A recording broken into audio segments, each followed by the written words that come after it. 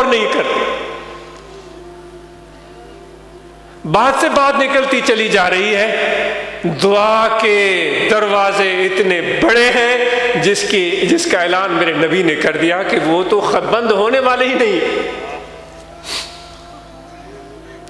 تو خسارہ اور نقصان، وہ لوگ اس خسارے اور نقصان میں ہیں جو ان کے سامنے چیزوں کے انبار لگے ہوئے ہیں، ملکیتوں کے انبار لگے ہوئے ہیں، پیسوں کے انبار لگے ہوئے ہیں یا اور چیزوں کے انبار لگے ہوئے ہیں، ان کے گننے میں، ان کے بڑھانے میں، ان کو بچانے میں، ان پر سانپ بن کر بیٹھنے میں مشغول ہیں، وہ خسارے میں ہیں. ایک غریب مسکین، گدھا گاڑی چلانے والے اور چمچی چلانے والے اور تکاری اٹھانے والے اور اینٹیں سر پر ڈھونے والے، تمہارا تو حال کوئی نہیں پوچھتا، لیکن اللہ تمہاری طرف ہے، خدا تمہاری طرف ہے، میرا نبی تمہاری طرف ہے. میرے نبی نے دعا کی ہے، اللہم احینی مسکینہ وامتنی مسکینہ واحشرنی فی زمرۃ یوم القیامت فی زمرۃ المساکین. اے میرے پروردگار مجھے ان مسکینوں میں زندہ رکھنا. آپ نے فرمایا اے پروردگار مجھے ان کے ساتھ موت نصیب ہو اور قیامت کے دن بھی مجھے ان کے ساتھ اٹھانا. بس تمہارے اندر اپنے آپ کو پہچاننے کی صلاحیت پیدا ہو جائے، اپنی عظمت کو جان لو. کسی کے سامنے ہاتھ پہ ہاتھ پھیلانے کے بجائے تم محنت پر یقین کرو اور جو اللہ تمہیں عطا کرتا ہے اس پر شکر کرو،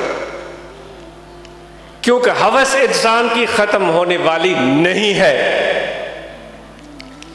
جب اس کو 2 گنا ملتا ہے تو وہ 10 گنا چاہتا ہے، 10 گنا ملتا ہے وہ 100 گنا چاہتا ہے. ہوس نے کر دیا ہے ٹکڑے ٹکڑے نوئے انسان کو. آج جو لڑائی ہو رہی ہے، خون بہہ رہا ہے، مذہب کے نام پر، فرقوں کے نام پر، قومیتوں کے نام پر، قبیلوں کے نام پر، ذات کے نام پر، یہ انسانی ہوس کی بدترین نشانیاں. کبھی بھی کسی فقیر کو یہ عمل زیب نہیں دیتا کہ کسی پر ڈنڈا اٹھائے، کسی کو دھکا دے، کسی کو ہاتھ سے تکلیف پہنچائے، کسی کو برا بلا کہے، کسی کے بارے میں برا سوچے. یہ میرے نبی کی تعلیم کے سراسر خلاف ہے، میرے آقا کی تعلیم کے سراسر خلاف ہے. تو ہاتھ پھیلانے کے بجائے تم محنت میں جٹ جاؤ، کام میں لگ جاؤ، اپنے بچوں کو تعلیم دلاؤ، ان کی سرپرستی کرو، ان کا حوصلہ بڑھاؤ، ان کو اچھی صحبت، کیونکہ پیسے دولت سے بڑھ کر یہ تمہاری نیک صالح اولاد تمہارا بڑا سرمایہ. میں محنت کی تو پہلے ہی بات کر رہا ہوں، میں ہوس کے خلاف یہ ناچیز بات کر رہا ہے، حرص کے خلاف بات کر رہا ہے. روز قیامت کیوں میرے نبی نے فرمایا کہ مجھے ان مسکینوں کے ساتھ رکھنا؟ اس لیے کہ میرے نبی نے کہا ہے کہ جو غریب اور مسکین ہیں میرے امتی، وہ 500 سال پہلے امیروں سے جنت میں پہنچ جائیں گے. آئی سمجھ میں بات؟ کہتے ہیں کہ 2 بچوں کی لڑائی ہو گئی، ایک امیر کا بیٹا تھا، دوسرا غریب کا بیٹا تھا. وہ امیر کا بیٹا اپنے باپ کے گن گانے لگا کہ اس کا اتنا بڑا بزنس، اتنی بڑی گاڑیاں، اس کا اتنی بڑی جائیداد. وہ بیچارے غریب کا بچہ، دونوں کے باپ مر چکے تھے، سن رہا ہے تمہارے پاس کیا ہے؟ تمہارے باپ کا گھر ایک جھونپڑی تھی، پھٹی ہوئی چپل، پرانے کپڑے، کچھ بھی نہیں. اب بتاؤ تم میرے باپ کیا تمہارا باپ میرے باپ کی ہمسری کر سکتا ہے؟ باتیں ہوتی رہی. جس طرح بچوں کی باتیں چلتی ہیں، چلتے چلتے وہ قبروں تک بات آ گئی.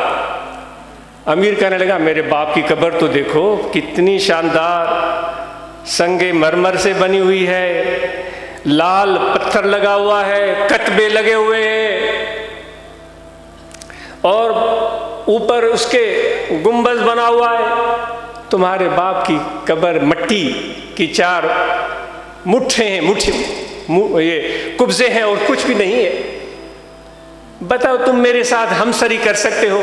یہاں اس بچے کی ذہن میں بات آئی، اس نے کہا تمہاری سب باتیں ٹھیک ہیں، لیکن جب قیامت قائم ہوگی، اسرافیل سور پھونکے گا تو میرا باپ تو یوں اٹھے گا، اوپر تو مٹی ہے اور کچھ ہے ہی نہیں، اور یوں بھاگے گا سیدھا جنت میں۔